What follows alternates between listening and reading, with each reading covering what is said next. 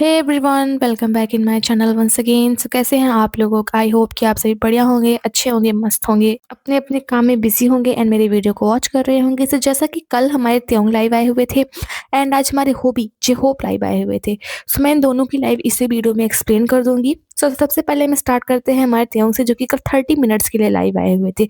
सो मैं स्टार्ट करते हैं। सो जैसा कि त्योंग ने काफ़ी बार बोला है कि वो लाइव में ज़्यादा बातें कर नहीं पाते हैं एंड उन्होंने इस लाइव में भी ज़्यादा बातें नहीं की हुई थी। बहुत बहुत बहुत कम बातें की हुई थी उन्होंने। सबसे कम बातें अगर किसी लाइव में की हुई है ना, देन इसी लाइव में उन्होंने की हुई थी। एंड उन्होंने ना काफ़ी सारी लैंग्वेजेस में बातें की हुई थी, थोड़ी थोड़ी, जैसे कि जर्मन, स्पेनिश, मैक्सिकन, वियतनाम की लैंग्वेज में भी की हुई थी, चाइनीज़ में भी की हुई थी। सो लाइव स्टार्ट होती है एंड तब हमको वाटर बोतल लिए हुए दिखते हैं। सॉन्ग बजता होता है बैकग्राउंड में एंड वो कैमरे की तरफ ही देख रहे होते हैं। काफ़ी टाइम तक वो जो बोलते हैं वो ना तो समझ में आता है, क्योंकि सॉन्ग की वजह से सुनाई नहीं देता अच्छे से, एंड ना ही उसके सबटाइटल्स आती हैं कि वो क्या बोल रहे थे आखिर में। देन उसके बाद में वो बोलते हैं हैज़ एवरीवन हैड मील। ये उन्होंने जर्मन में बोला हुआ था, क्या सभी ने खाना खाया। देन उसके बाद वो बोलते हैं मैं इन दिनों जर्मन को सीख रहा हूँ। वो इन दिनों थोड़ी बहुत जर्मन को सीख रहे हैं एंड जो क्वेश्चन था कि आप लोगों ने खाना खाया, वो जर्मन में ही था। देन कोई कमेंट करता है कि आप मैक्सिकन वगैरह में ही बोलो। देन वो बोलते हैं होला, एडियोस एंड ग्रासियस। होला का मतलब होता है हेलो, मैक्सिकन में होला को हेलो बोलते हैं। ग्रासियस का मतलब होता है थैंक यू। एंड उन्होंने बोला हुआ था एक और वर्ड, पिकांते। पिकांते का मतलब होता है किसी चीज़ को तीखा बोलना। सो किसी ने कमेंट किया था कि आप मैक्सिकन में भी थोड़ी बहुत बातें करो। सो उनको ये सारे मैक्सिकन वर्ड्स आते थे। एंड उनको ये सारे मैक्सिकन वर्ड्स कैसे आते थे? क्योंकि उन्होंने जिनीज किचन में काम किया हुआ था। जिनीज किचन जो था वो मैक्सिकन की स्ट्रीट फूड्स, कोरिया का खाना मैक्सिकन में उन्होंने दिखाया हुआ था। सो वहाँ पे जो कस्टमर्स आते थे खाना खाने के लिए, उनसे वो लोग काफ़ी हद तक जो थे बात करते थे मैक्सिकन में। सो मैंने भी देखा हुआ था पूरा जो है आया हुआ है जिनीज किचन, जिसमें त्योंग है।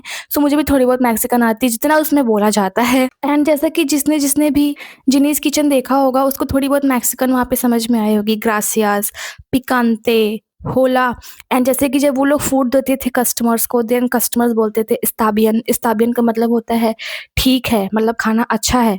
एंड उसके साथ साथ में वो लोग बोलते थे मुई रिको। मुई रिको का मतलब होता है स्वादिष्ट, डिलीशियस होता है। एंड जैसे कि किसी से पूछना होता था, जैसे कि कोरिया में स्पाइसी सॉस दिया जाता है, जो वहाँ पे स्पाइसी सॉस होता है कोरिया का, वो लोगों को देते थे। देन वो पूछते थे एस्ताबियन कौन सालसा पिकांते, क्या जो ये सॉस तो दिया गया हुआ है थोड़ा आप लोग को तीखा चलेगा? सो जो सबसे ज़्यादा अगर किसी को वहाँ पे मैक्सिकन स्पेनिश आती थी, देन वो थे वुशिक। वुशिक ने सबसे ज़्यादा सीखा हुआ था। सो पूछते थे एस्ता बियन कौन सालसा पिकांते, todo एस्ता बियन कोमो एस्तास।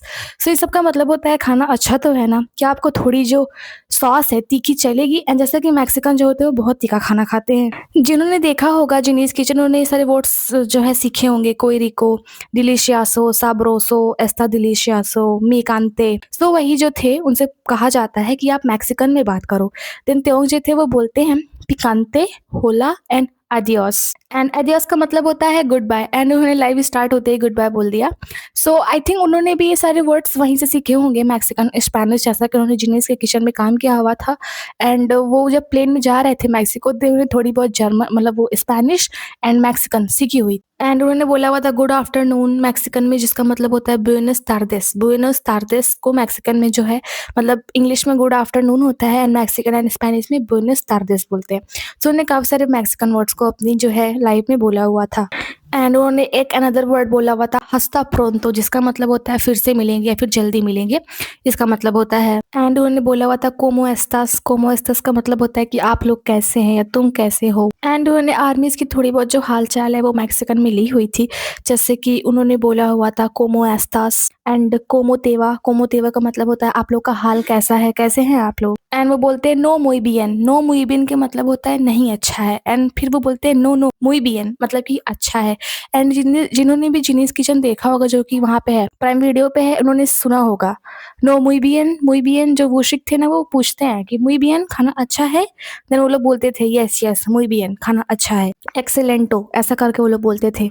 देन उसके बाद में उन्होंने लास्ट मैक्सिकन वर्ड जो बोला था वो था मुचास ग्रासियस, जिसका मतलब होता है बहुत बहुत धन्यवाद, जिसको इंग्लिश में बोलते हैं thank you very much. And उसके बाद में वो सॉन्ग्स पे वाइब करते हैं, अपने हैंड से अपना जो है टाइनी डांस करते हैं एंड सॉन्ग को जो है वो इंजॉय करते हैं। देन वो बोलते हैं चलो अब हम लोग ना किसी अदर लैंग्वेज को ट्राई करते हैं। देन वो बोलते हैं नेक्स्ट लैंग्वेज जो है वो है इटालियन। अभी वो थोड़ी देर इटालियन में बात करेंगे।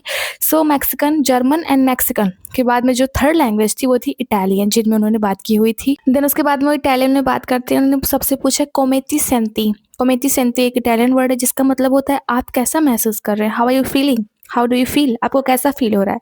सो इटालियन में बोलते हैं कोमेती सेंती।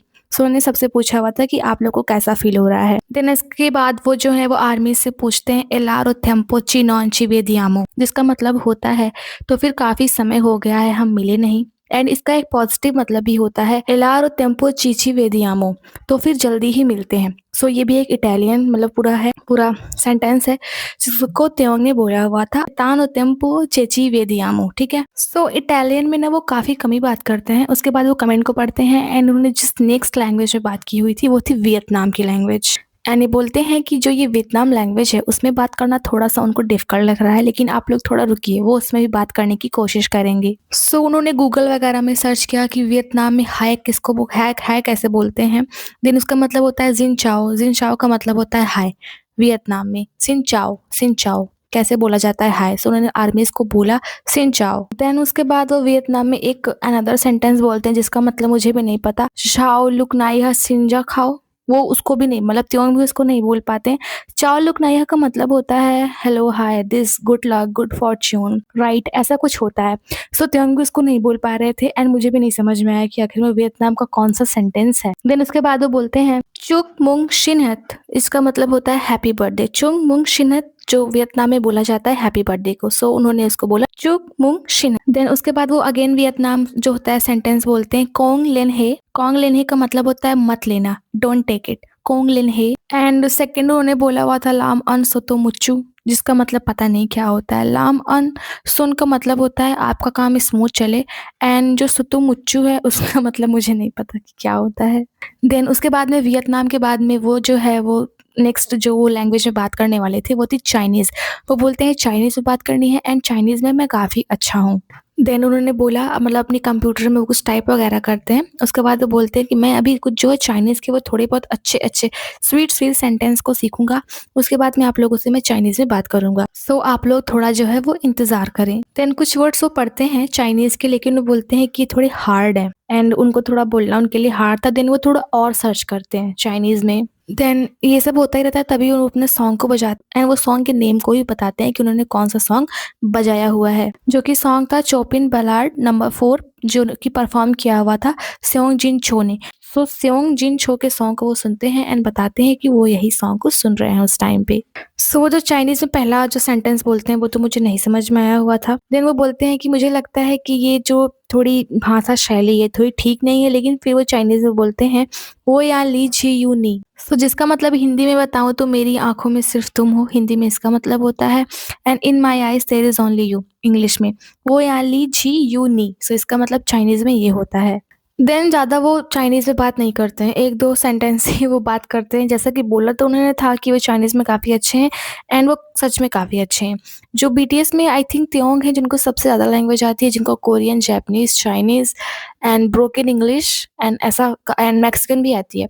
सो उनको पूरे बीटीएस में सबसे ज़्यादा लैंग्वेज आती है। सो उसके बाद वो नेक्स्ट जो लैंग्वेज थी वो होती है पर्सियन। सो बोलते हैं कि अभी वो पर्सियन लैंग्वेज में बात करेंगे, लेकिन जब वो पर्सियन लैंग्वेज को सर्च वगैरह करते हैं देखने के बाद बोलते हैं ये थोड़ी डिफिकल्ट है, थोड़ी डिफिकल्ट लैंग्वेज है ये। सो पर्सियन लैंग्वेज में ज़्यादा कुछ बातें नहीं करते हैं and I think almost zero कुछ भी बातें नहीं करते हैं। पर्शियन वैसे तो इसको फ़ारसी लैंग्वेज ही बोला जाता है। सो हो सकता है उसमें कुछ चीज़ें जो थी वो उर्दू वगैरह अरबिक वगैरह में लिख के आ रही होंगी जिसकी वजह से वो पढ़ नहीं पाए होंगे। सो बोलते हैं कि आवाज़ के लिए मैं बस इतना ही करूँगा, आगे अगर वो लाइव में आते हैं तो फिर से ऐसे ही वो अलग-अलग लैंग्वेजेस में बातें करेंगे। आज के लिए सिर्फ इतना ही। देन उसके बाद में वो सीज़ा का सॉन्ग जो फार है उसको बजाते हैं एंड उसके साथ में वो हम करने लग जाते हैं उनके सॉन्ग को। सीज़ा का सॉन्ग फार था उस टाइम पे जो कि बज रहा था। सो उसके बाद जो होता है उनकी जो लाइव एंड करने का टाइम आ जाता है, वो बोलते हैं उन्होंने लाइव को ऑन किया हुआ है एंड अभी वो हंग्री हैं। सो इसके बाद में वो फूड को ऑर्डर करेंगे एंड फूड को ऑर्डर करने के बाद वो खाएँगे क्योंकि उनको भूख लगी है। सो वो काफ़ी सारे सॉन्ग्स को सुनते हैं। सॉन्ग की लिस्ट मैंने पोस्ट में दी हुई है, आप लोग चेक कर लीजिए। सारे सॉन्ग्स को मैंने लिख के जो है पोस्ट कर दिया हुआ है। यही सारे सॉन्ग्स त्योंग ने अपने लाइफ में सुने हुए थे एंड फिर वो जो है एक्शंस से बताते हैं, अपने स्टमक को टच करके, अपने मतलब जो ईटिंग एक्सप्रेशंस होता है उसको बनाते हैं, जिससे कि लगता है कि उनको भूख लगी हुई है एंड अभी वो लाइव को एंड करेंगे। सो वो लाइव को एंड करते हैं एंड उनकी लाइफ खत्म हो जाती है। सो ये थी त्योंग की पूरी लाइफ, जिसमें उन्होंने काफ़ी सारी लैंग्वेजेस में बात किया हुआ था। सो अभी हम बात करते हैं हमारे हॉबी के बारे में, जो कि आज ही लाइव आए हुए थे 22 मिनट के लिए। देन जे होप की लाइव स्टार्ट होती है, वो हम लोग को येलो कलर के कैप में दिखते हैं एंड उन्होंने अपनी ही कलेक्शन ह्यूमन होप का जो है कपड़ा पहना हुआ था। अपनी कैप को काफ़ी टाइम तक सही करते रहते हैं। सो वो जो है वो घर जा रहे होते हैं एंड कार के बीच में उन्होंने अपनी लाइफ को स्टार्ट किया हुआ था। सो बोलते हैं I can't believe the comments are so nice. उन्हें यकीन नहीं होता है कि जो कमेंट्स आ रहे हैं वो बहुत अच्छे-अच्छे कमेंट्स आ रहे हैं एंड जो उनके बाल हैं वो थोड़े स्ट्रेट हो गए हैं, थोड़े सीधे-सीधे हो गए हैं उनके बाल एंड उन्हें लगता है कि उन्हें बालों में अपने थोड़ा एक पम्प लेने की ज़रूरत है। एक पम्प लेंगे तो हो सकता है उनके बाल जो थोड़े इतने सीधे खड़े-खड़े हैं वो थोड़े अच्छे हो जाएँगे। एंड वो बोलते हैं my stylist is sorry and I am going home. वो घर जा रहे थे, सो वहीं से उन्होंने लाइव की हुई थी। एंड कोई कमेंट करता है कि आप मेरे घर आ जाइए एंड मेरे लिए प्रेजेंट को खरीदिए, मतलब गिफ्ट को खरीदिए। सो जी होप उसका रिप्लाई करते हुए बोलते हैं कि मुझे आपको गिफ्ट में क्या देना चाहिए? आपको किस चीज़ की ज़रूरत है जो मैं आपको एज़ अ गिफ्ट दूँ? देन मे बी उसका रिप्लाई था कि आप वो आदमी नहीं हो जिसके पास में हमेशा सब कुछ होता है, क्योंकि उन्होंने यही ट्वीट किया हुआ था। देन कोई कहता है कि क्या आप लोग ओवरसीज़ में हो? जैसा कि ऐसी बातें चल रही थी कि वो दुबई में थे एंड दुबई में वो गए भी हुए थे। सो अपडेट वीडियो कल मॉर्निंग में आएगी जिसके बारे में सब कुछ बताऊँगी मैं। सो बोलते हैं कि नहीं, ये ओवरसीज़ नहीं है, ये कोरिया है, मैं कोरिया में हूँ। देन कोई कमेंट करता है कि दुबई में कैसा था सब कुछ? आपकी दुबई की ट्रिप वगैरह सब कुछ कैसी थी?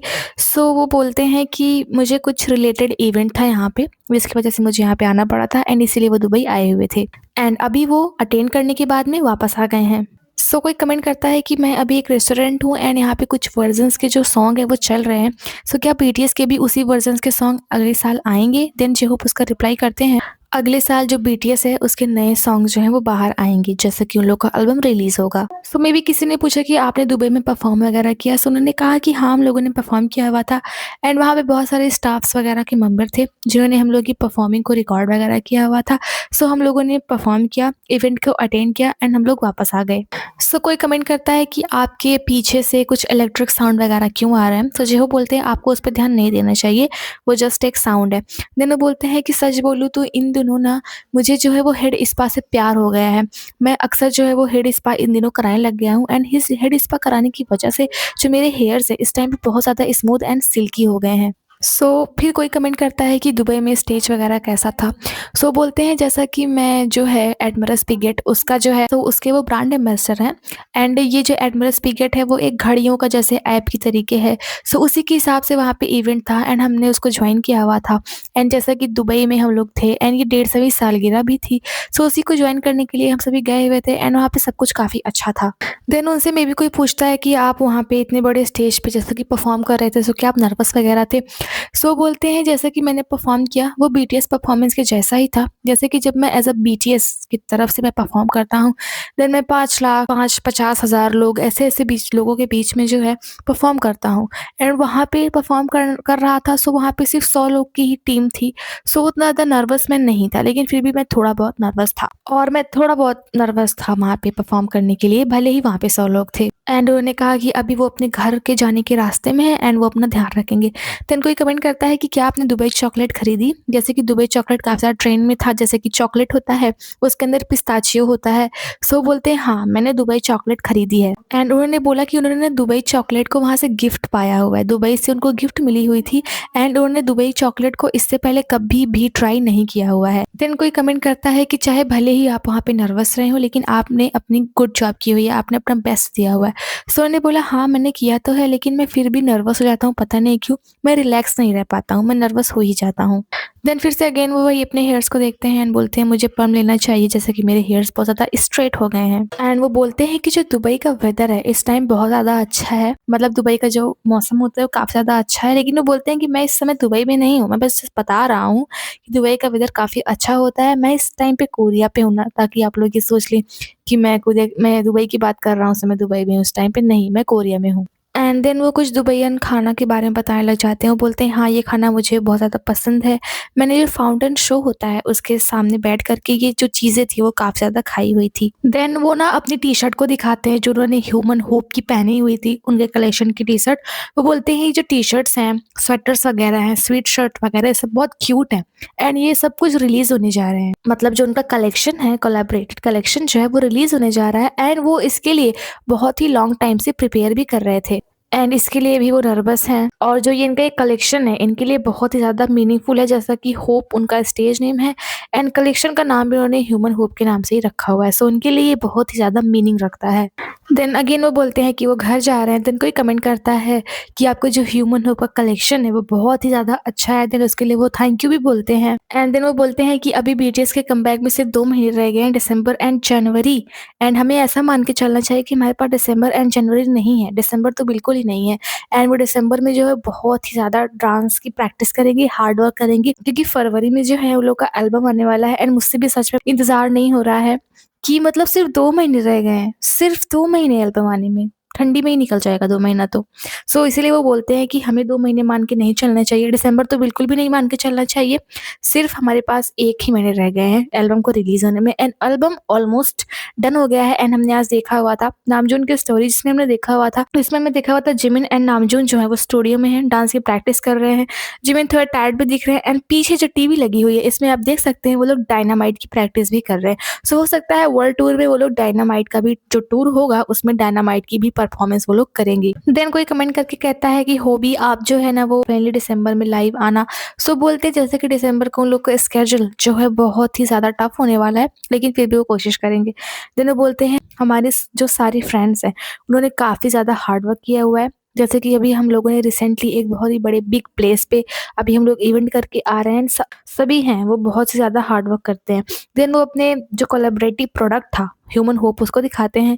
वो बोलते हैं ये कोलैबोरेशन प्रोडक्ट है एंड जैसे स्वेटर है ह्यूमन होप का, ये बहुत ही ज़्यादा सॉफ्ट है। सो बोलते हैं कि मैं जो यहाँ पे था आप लोग को कुछ न्यूज़ वगैरह बताने के लिए आया हुआ था। मैं आप लोग को कुछ बताना चाहता था, लेकिन मुझे अभी पता नहीं है कि मुझे आप लोग को क्या बताना चाहिए। देन वो बताते हैं अभी रिसेंटली जो रोज़ालिया है उसका जो है एल्बम बाहर आया हुआ है एंड उसके सॉन्ग को वो इन दिनों काफ़ी ज़्यादा सुन रहे हैं। एंड उन्होंने बोला कि वो इस ईयर के जो क्रिसमस है उसको काफ़ी अच्छे से एन्जॉय करेंगे। वो जो है क्रिसमस ट्री वगैरह बनाएँगे एंड वो इन सब चीज़ों के बारे में सोच रहे हैं। वो इस बार का जो क्रिसमस है वो काफ़ी अच्छे एंड बेहतरीन तरीके से सेलिब्रेट करना चाहते हैं। देन कोई उनसे कमेंट करके पूछता है कि आप क्रिसमस जो गिफ्ट होता है उसके एक्सचेंज में कौन-सा गिफ्ट सजेस्ट करना चाहते हो? देन वो बोलते हैं मुझे कौन-सा बताना चाहिए कि आपको रिटर्न गिफ्ट क्या देना चाहिए? मेरे पास कोई सजेशन वैसे तो है नहीं। देन कोई जो है वो कोरियन वेदर के बारे में पूछता है। वो बताते हैं हाँ कि कोरिया में रिसेंटली अभी बहुत ही ज़्यादा ठंडी पड़ने लग गई है एंड यहाँ का जो मौसम है वो काफ़ी ज़्यादा ठंडा होने लग गया है। एंड अगर हम देखें तो 10 दिन बाद हो सकता है कोरिया में स्नो वगैरह पड़ने लग जाती है। Last year first snow I think 29 नवंबर को हुई थी, जिस दिन त्योंग का जो सॉन्ग था may be the winter ahead वो रिलीज़ हुआ था। सो उस दिन फर्स्ट स्नो हुई थी कोरिया में। सो कोरिया में ठंडियाँ बहुत ज़्यादा पड़ती हैं। देन उनसे कोई उनके कोलैबोरेशन के बारे में पूछता है, जैसा कि उनका कपड़ों का कोलैबोरेशन है। सो बताते हैं कि जब मैं यंग था तभी से मुझे जो है वो अच्छे-अच्छे कपड़े पहनना पसंद है। मैं हमेशा से चूज़ करता हूँ कि मेरे ऊपर क्या अच्छा लगेगा, मुझे कौन-सा कपड़ा फिट आएगा, क्या अच्छा होगा मेरे लिए। मैं बचपन से ही ऐसा हूँ एंड इस कोलैबोरेशन में मैं वो सारी जो मेरी पसंदें हैं उनको दिखाना चाहता हूँ एंड ये एक फ़न कोलैबोरेशन है, क्योंकि मैं अपने जितने भी डिज़ायर्स हैं कि कैसे कपड़े मुझे अच्छे लगते हैं उस हिसाब के कपड़े इस कोलैबोरेशन में मैं डिज़ाइन करना चाहता हूँ एंड मेरे लिए ये सारी चीज़ें करना बहुत ही ज़्यादा फ़न होती हैं और मीनिंगफुल भी होती हैं मेरे लिए। एंड ह्यूमन मेड का जो क्लॉथ होता है वो मैं बहुत दिन से पहन रहा हूँ एंड मुझे लगता है कि मैंने ह्यूमन मेड के बहुत सारे कपड़े पहने हुए हैं। ऑलमोस्ट 2018 से मैं ह्यूमन मेड के कपड़े पहन रहा हूँ, मतलब 7 से 8 साल हो गए हैं इनको ह्यूमन मेड के कपड़े पहनते हुए एंड अभी इन्होंने उसके साथ पे कोलैबोरेशन भी कर लिया हुआ है। एंड उस टाइम पे जब मैं 2018 में ह्यूमन मेड के कपड़े पहनता था, देन उस टाइम पे ह्यूमन मेड ही ऐसा एक ब्रांड था जिसके बारे में जानता था, मैं अदर ब्रांड्स के बारे में नहीं जानता था। एंड ह्यूमन मेड्स के जो कपड़े होते हैं, अगर आप इनके कपड़े की डिज़ाइन की तरफ देखोगे तो ये आप लोग को बहुत ज़्यादा अच्छे लगेंगे एंड इनके कपड़े जो होते हैं वो काफ़ी ज़्यादा अच्छे होते हैं। सो मुझे इनके कपड़े पहनना काफ़ी ज़्यादा अच्छा लगता है। देन कोई कमेंट करता है कि वो वंडर करते हैं कि जो बीटीएस हैं वो सभी एक साथ हो जाएँ एंड फिर से एक घर में रहना स्टार्ट कर दें, एक हाउस को शेयर स्टार्ट करना स्टार्ट कर दें, शेयर करने स्टार्ट कर दें। सो जेहो बोलते हैं कि हम सभी ऑलमोस्ट हमारे 30s में हैं एंड 30s में एक ही घर को शेयर करना थोड़ा ऑकवर्ड है एंड आई डोंट थिंक मतलब वो ऐसा नहीं सोचते हैं कि वो जो है अभी एक घर को शेयर कर सकते हैं क्योंकि ये थोड़ा मुश्किल है। जैसा कि बीटीएस पहले एक ही घर में रहा करती थी, लेकिन वो ऑलमोस्ट 2020 एंड 21 से वो लोग अपने सेपरेट हाउसेस में रह रहे हैं। सो वही जी वो बोलते हैं कि उन्हें नहीं लगता कि 30 इयर्स के 7 मैन जो हैं, 7 आदमी जो हैं, वो एक घर में रहेंगे अच्छा लगेगा, ये थोड़ा अजीब लगेगा। देन वो कहते हैं कि अब मैं ऑलमोस्ट अपने घर में पहुँच चुका हूँ, मतलब घर के रास्ते पे आ गया हूँ, सो मुझे भी लाइफ को बंद करना चाहिए एंड अगर मेरे पास समय होगा देन मैं आगे भी ऐसे ही लाइव आता रहूँगा एंड मुझे उम्मीद है कि हम एक-दूसरे को अगले साल ज़रूर देखेंगे। अगर सब कुछ अच्छा रहा तो हम लोग एक-दूसरे को अगले साल देखेंगे एंड सभी जो बीटीएस मेंबर्स हैं वो काफ़ी अच्छा हार्ड वर्क कर रहे हैं एंड एल्बम बहुत ही अच्छा आने वाला है। सभी मेंबर्स अपना ध्यान रख रहे हैं, हेल्थ का ध्यान देते हुए सभी लोग अपने काम को पूरा कर रहे हैं एंड वो ऐसे ही लाइव आने की कोशिश करेंगे। देन उसके बाद वो बाय-बाय बोल के सभी को आर्मीज़ को बाय-बाय बोल के वो लाइव को एंड कर देते हैं। सो ये थी हमारी जी-होप की लाइव। सो इसमें मैंने जी-होप एंड त्योंग दोनों की लाइव को एक्सप्लेन कर दिया है एंड आई होप कि आपको दोनों की एक्सप्लेनेशन पसंद आई होगी। सो अगर आपको पसंद आई है तो सब्सक्राइब करें इस चैनल को, लाइक करें इस वीडियो को, कमेंट करें इस वीडियो के अंदर ऐसी ही ढेर सारी हिंदी एक्सप्लेनेशंस के लिए एंड अपना ध्यान रखें एंड हम मिलते हैं अपडेट वीडियो के साथ में। Bye bye, take care.